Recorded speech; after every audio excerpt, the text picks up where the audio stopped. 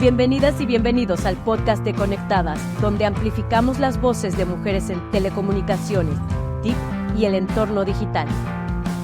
Únete a nosotras y exploremos nuestro decálogo para una transformación digital con perspectiva de género, mientras profundizamos en conversaciones cruciales sobre igualdad de género, inclusión digital y liderazgo en tecnología, de la mano de diferentes expertas y profesionales que comparten sus conocimientos, experiencias y visiones para un futuro digital más inclusivo y equitativo.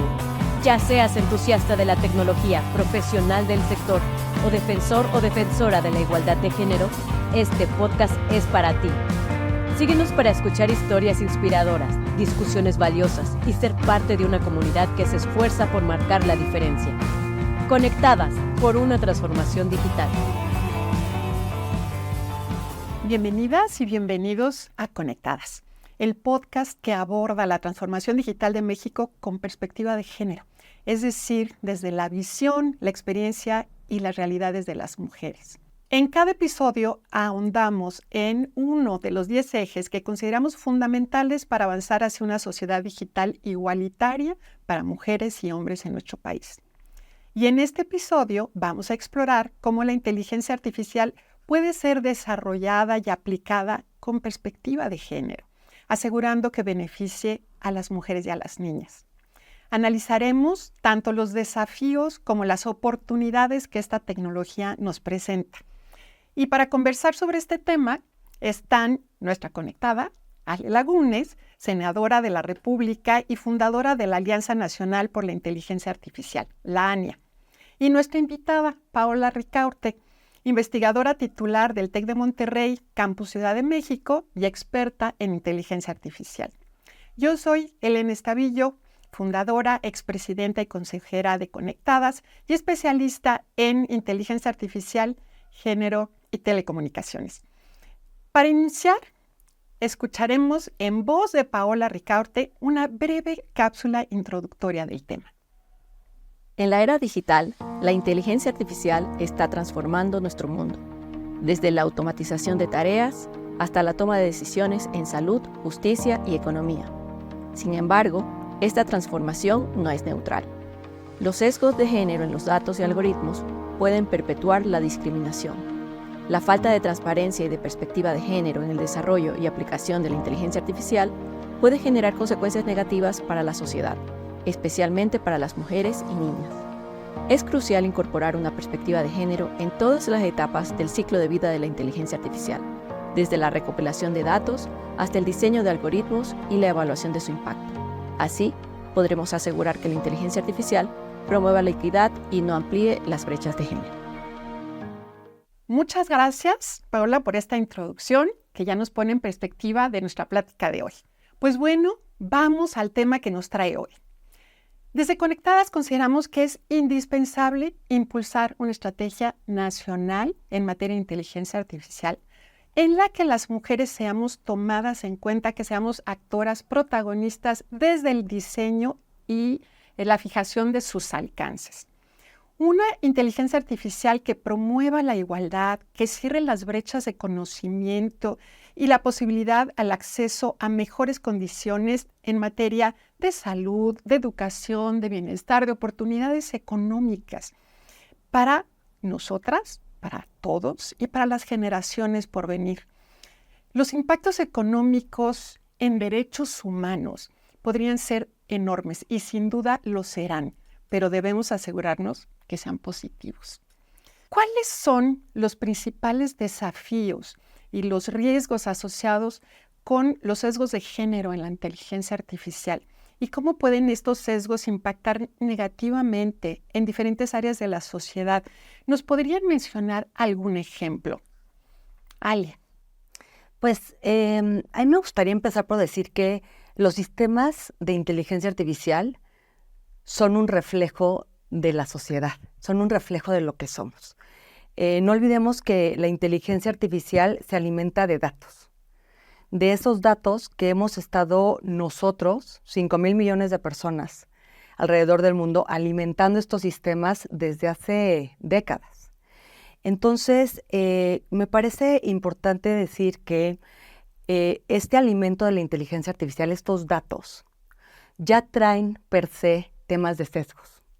Entonces, de origen, esta tecnología ya trae sesgos de discriminación, sesgos de género.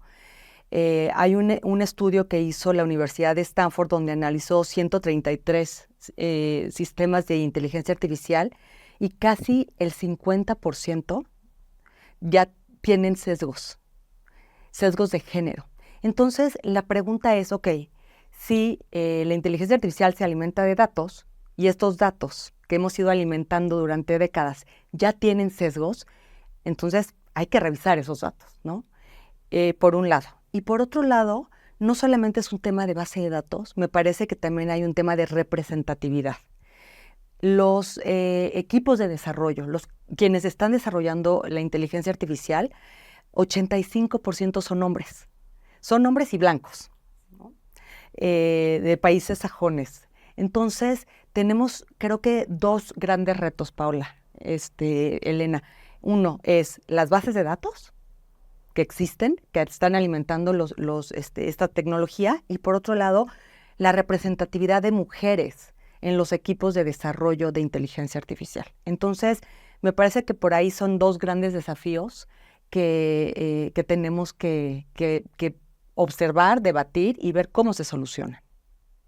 Totalmente de acuerdo. Paula. Bueno, en primer lugar, antes de responder, quisiera agradecer la invitación a este podcast. Además, me encanta el título, IA para mujeres. Creo que debería ser como un mantra, así, tatuarnos eso, ¿no? Y luego la oportunidad de estar con ustedes dos, que han sido dos visionarias y vanguardistas en la transformación digital del país. Yo quisiera compartir un poco, tal vez desde la experiencia que he tenido en los últimos años, trabajando desde la innovación feminista y también trabajando desde las políticas públicas feministas, y decir que algo que hemos tratado de hacer es pensar cómo llevamos la discusión sobre los sesgos de la inteligencia artificial, más allá, no solamente hablando de los sesgos algorítmicos, para complementar un poco lo que mencionaba Ale, pensar también cómo podemos entender que estos impactos que tiene la inteligencia artificial para las mujeres y las niñas están también a otra escala, están en la escala micro de los algoritmos, de los datos, de los modelos, de las aplicaciones, y están también a una escala macro. Entonces, pienso que para nosotras debe ser muy importante tratar de situar todos estos sesgos y todos estos daños en los distintos niveles, en las distintas escalas. Por una parte, en los sistemas propios de la inteligencia artificial, como mencionaba Ale, ¿no? Los datos, los modelos, las aplicaciones que luego se despliegan, y a veces también en el despliegue se cometen se expresan esos sesgos. Y por otra parte, en esos daños a nivel macro social que se está reproduciendo en términos de distintas violencias para las mujeres que tienen que ver con, por ejemplo, el tema laboral, ¿no? Muchas mujeres son etiquetadoras de datos, muchas mujeres en América Latina son etiquetadoras de datos, que son los que luego sirven para entrenar los modelos y trabajan en condiciones precarias. Y, por ejemplo, el impacto socioambiental también, que impacta a las mujeres que viven en los territorios donde se instalan, por ejemplo, centros de datos. Es decir, ¿cómo podemos pensar en este tema de los sesgos en todas esas escalas? Creo que esa reflexión también debería entrar un poco en el debate. Claro que sí. Yo quisiera agregar también cómo a veces la reacción puede ser un poco de miedo. Bueno, si la inteligencia artificial trae todo esto, entonces un paso atrás y no vayamos a usarla, ¿no? Y esa no debe ser la respuesta, ¿no? Primero, porque entonces invisibilizamos de dónde vienen los sesgos, y los sesgos vienen de la sociedad, es nuestro comportamiento histórico y que se refleja en los datos. Entonces, esta reacción como de temor superficial, pues entonces si no usamos la inteligencia artificial, entonces no va a haber sesgos. Es totalmente falso, ¿no? Este es un espejo, yo también hasta lo veo como una oportunidad. Nos está visibilizando, haciendo conscientes de todos los sesgos con los que hemos actuado históricamente, con los que hemos decidido. Entonces, también es una oportunidad, ¿no? Estos somos nosotros. ¿Queremos seguir siendo esto o queremos cambiar la historia, ¿no? Y también ahí, entonces, tampoco es la solución. Bueno, como hemos estado así tantos siglos, pues ¿qué pasa si seguimos igual?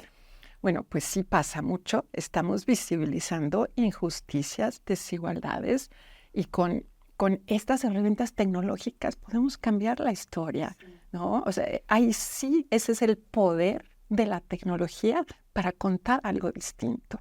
A mí me parece que esta generación tiene una oportunidad histórica de cambiar la historia de la humanidad. O sea, cuando hablamos de que la tecnología realmente no es ni buena ni mala, los datos que se alimentan, ¿no? Es donde existen estos sesgos históricos. Y digo históricos porque así ha sido. Durante siglos hay preferencia para ciertos trabajos para un hombre. Entonces, si eso ha sido históricamente, los datos van a darle preferencia a un hombre para darle un trabajo, ¿no? Históricamente se ha estigmatizado a la mujer, ¿no? Hay estigmas que, a ver, hemos venido el movimiento feminista tratando de luchar contra esos, pero la realidad es que durante siglos hay estigmas para la mujer. Y esos datos son los que la inteligencia artificial está reflejando. Entonces, sí tenemos una oportunidad histórica para cambiar esta historia. Es realmente, o sea, cambiemos la historia de la humanidad. O sea, podemos generar, cuando yo escucho hablar la inteligencia artificial para el bien, creo que es esto. Es, ok, si así ha sido durante siglos, tenemos la oportunidad de cambiar la historia de las mujeres, de cambiar la historia de los grupos vulnerables, minorías, que históricamente han sido discriminados, y estigmatizados, y tenemos la oportunidad de cambiar esos datos y que la sociedad sea mejor, sea igualitaria, sea equitativa. Entonces, creo que esa es la oportunidad que tenemos de realmente modificar esos datos para que estas tecnologías sean equitativas, no discriminatorias, no profundicen sesgos. Entonces, creo que ahí es donde está esta oportunidad que tenemos hoy.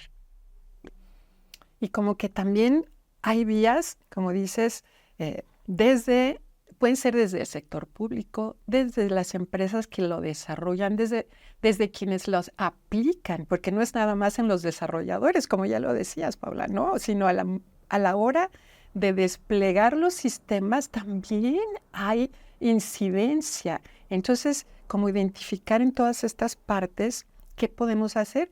Y entonces ahí, ¿qué son las vías que ven para los desarrolladores, para los usuarios, para los gobiernos, los locales, los federales? Porque los gobiernos federales regulan, pero luego los locales aplican, usan la inteligencia artificial. Y también regulan. Y también están regulando. También. Entonces, ¿qué nos dices de esto? Bueno, yo aquí quería compartir, justamente a mí me encanta esta visión de que podemos cambiar la historia. Yo creo que la estamos cambiando. Creo que sí hay evidencia de personas, grupos que están tratando de hacer las cosas distintas, que están tratando de producir tecnologías basadas en inteligencia artificial desde otras perspectivas. Y aquí quería poner el ejemplo pues, de dos proyectos en los que he estado involucrada. Un proyecto de innovación en tecnologías de inteligencia artificial feminista que tienen alcance global, y yo estoy coordinando la región de América Latina y el Caribe. Y en los 3 años que hemos tenido el proyecto, las tecnologías que se han desarrollado son, tengo que decirlo, son fantásticas. Todos los equipos compuestos por digamos, personas con trayectorias multidisciplinarias, liderados todos por mujeres, desarrollando las tecnologías que necesitamos para nuestra región, en nuestros idiomas, con nuestros contextos, pensadas también cómo hacerlas, digamos, no como se hacen tradicionalmente las tecnologías, pensando en expertos y cosas así, ¿no? Estas personas blancas, estos hombres que mencionaba Ale, sino cómo pensarnos a nosotras como productoras de la tecnología. Es decir, borrar eso de decir, no, que otros diseñen las tecnologías que necesitamos. ¿Cómo nosotras podemos tener las condiciones para desarrollar las tecnologías que necesitamos? Y creo que casos así, y también casos que tienen que ver con iniciativas a nivel regional que se han impulsado desde las políticas públicas feministas para impulsar con recursos, con innovación, con formación, con educación, tratando de cubrir lo que tú decías, todo el ciclo de vida de la inteligencia artificial, no solamente la parte de la aplicación o del despliegue, sino desde las bases, desde las raíces, cómo hacemos para que más niñas puedan tener las condiciones para que estudien estas carreras que mencionabas también. Hemos sido excluidas históricamente de estos campos. ¿Cómo podemos revertir esas condiciones para que nosotras mismas podamos tener la oportunidad, porque tenemos la capacidad, necesitamos las oportunidades, los recursos para que podamos desarrollar las tecnologías que necesitamos? Totalmente, y esta visión como del ciclo completo de la inteligencia artificial, ¿no? Y ahí caben muchísimas cosas. Y hablando de recursos, por ejemplo, desde en donde las mujeres hemos estado históricamente excluidas en la asignación de recursos. Entonces está la capacidad, está el conocimiento, la iniciativa, la innovación. Tenemos que incidir también en esas partes del ciclo para que las mujeres tengamos esos recursos para desarrollar. Sí, y en este ciclo, creo que de los pilares así más estratégicos es la educación. O sea, hoy, por estigma también, ¿no? Hay esta creencia y hay muchos videos preguntándole a niñas sobre matemáticas. No, yo no soy buena en matemáticas. No, yo voy a estudiar algo de humanidades. Y entonces tenemos que cambiar eso, tenemos que cambiar, creo que es cultural, es también muy cultural, que las mujeres no son buenas para las carreras de ciencias, tecnologías, ingenierías, matemáticas. Entonces, empezando por ahí, me parece fundamental educación. ¿Por qué? Porque si las mujeres estudian carreras STEM, de ciencias y tecnología y matemáticas, van a poder trabajar en estos equipos de desarrollo, vamos a poder ser representadas, ¿no? Cuando una mujer está en un equipo que está desarrollando, hay una visión natural donde puedes ingerir, ¿no? Puedes realmente estar participando con una visión del mundo muy diferente al hombre, ¿no? Y se necesita, eso es necesario, que el 50% de los equipos sean de mujeres y el 50% de hombres, y así, y equipos diversos, equipos multidisciplinarios. Entonces, eso es lo que decimos de representatividad, o sea, que las mujeres estudien, tengan las capacidades, estén en los equipos de desarrollo y después en el otro ciclo de la inteligencia artificial, bueno, que haya transparencia, ¿no? De qué algoritmos y cómo se están tomando las decisiones. Porque si hay algún sesgo hay que corregirlo. O sea, creo que ahí es lo que tenemos que también estar, y ahí entra la autorregulación de las empresas que están desarrollando, bueno, esta transparencia de cómo están tomando las decisiones y si hay algún sesgo, que se regresen y se corrijan esas bases de datos para que no haya sesgos. Creo que ahí es donde se empieza a cerrar este ciclo de vida de la inteligencia artificial y pues al final como usuaria. Como usuaria también hay que participar. Tenemos muchísimo poder como usuarios también para decir, una, para pedir transparencia y dos, para decir, oye, estos sistemas están profundizando, ¿no? Los estigmas o estas imágenes de mujeres que no me representan. Entonces, también ahí hay que ser muy, o sea, hay un tema ya de mucha corresponsabilidad en todo el ciclo de la inteligencia artificial. Por supuesto. Hay grupos, algunas de estas iniciativas, por ejemplo, desde la sociedad civil, se van también a la auditoría de los sistemas, ¿no? Y esa parte es bien importante. Sí. Y auditoría no es entrar a los números, ¿no? En un sentido tradicional, sino analizar los resultados que están dando estos sistemas. Y ahí es donde, pues, destacan estos sesgos y poner esta acción del usuario, de quienes somos afectados por la aplicación de estos sistemas, y decir, a ver, ¿no? Un alto, porque este sistema está decidiendo de una manera sesgada y nos afecta así, ¿no? Entonces, por eso tan importante que sepamos qué está pasando con la inteligencia artificial, entender lo básico, no hay que ser, no todo el mundo tiene que ser técnico para hacer este tipo de acciones que son valiosísimas. Y yo quisiera dar 2 ejemplos muy concretos para quienes como que todavía no entiendan qué quiere decir un sesgo, ¿no?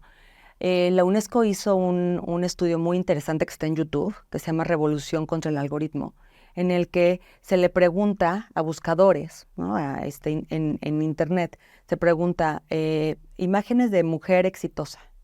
Y las imágenes que se muestran son mujeres blancas, altas, ojos claros, claramente del norte global. con una taza de café Starbucks, con un traje en una ciudad, ¿no? Y así le fue preguntando cosas, cómo es una mujer bonita, y todo es muy parecido. Entonces, eso es un sesgo. Eso es claramente, es un sesgo. ¿Por qué? O sea, cuando volteas a México, ¿no? O sea, no nos representan, no estamos representadas en esos resultados. Eso es un claro ejemplo. Y el otro, estos sistemas, por ejemplo, de empleo, ¿no? Que están utilizando muchísimas empresas que reciben los currículums y la inteligencia artificial los analiza y toma la decisión a quién darle un trabajo. Y se ha visto, se probó que se está preferenciando a hombres que a mujeres. Entonces, claramente ahí también hay un sesgo.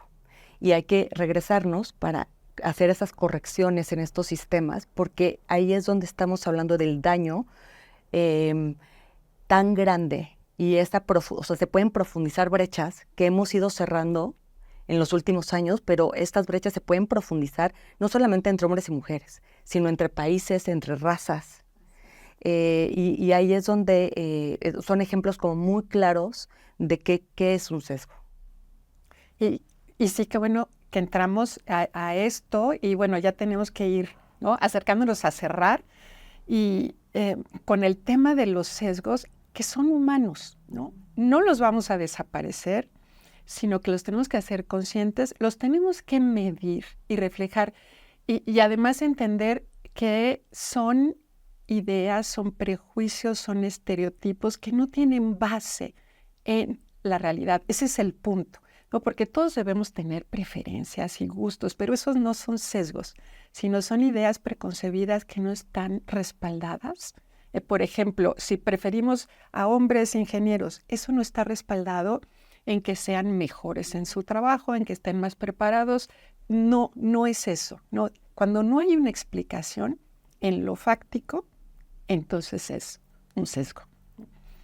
Y bueno, vamos a cerrar y me gustaría entonces que tomen 2 minutos para dar unas conclusiones, unas últimas, no sé, comentarios sobre lo que hemos dicho.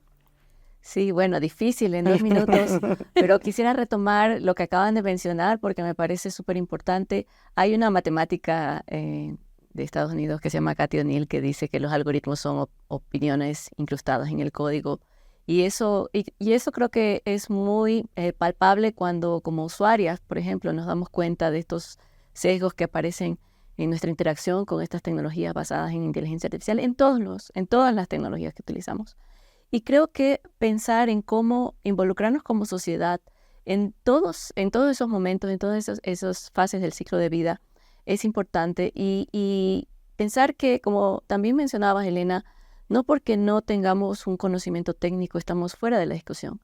Estamos dentro de la discusión porque estos sistemas se están desplegando en el mundo por las empresas, por los gobiernos. Y esa es otra parte que a lo mejor no tocamos, pero cuando estos sesgos se utilizan para tomar decisiones sobre quién va a tener derecho a recibir una ayuda social, entonces estamos hablando de otra escala a nivel social. O cuando estos sesgos se utilizan para manipular la información que puede impactar una elección, por ejemplo. Entonces estamos hablando de sesgos que tienen una dimensión societal. Entonces creo que pensar en cómo democratizar también este monitoreo de los sesgos que tú mencionabas. Una de las herramientas que desarrollamos en el proyecto tiene que ver con personas que puedan utilizar un sistema para identificar esos distintos sesgos que hay y así también democratizar la auditoría de los sistemas. Porque eso también pensamos, no solamente los expertos pueden. Y no, debemos estar todas participando de lleno en hacer visibles cómo estos sistemas pues cometen errores, cómo nos afectan, cómo nos perjudican y por supuesto pensando también en las tecnologías que deben ser buenas para todas las personas en la sociedad, no solamente para algunas. Muy bien. Ale. Pues yo quisiera cerrar a mí hay una preocupación constante sobre esta hiperconectividad que hay, sobre todo ya de niños y jóvenes, con los sesgos que existen actualmente y el daño que está generando en temas de salud mental, ¿no?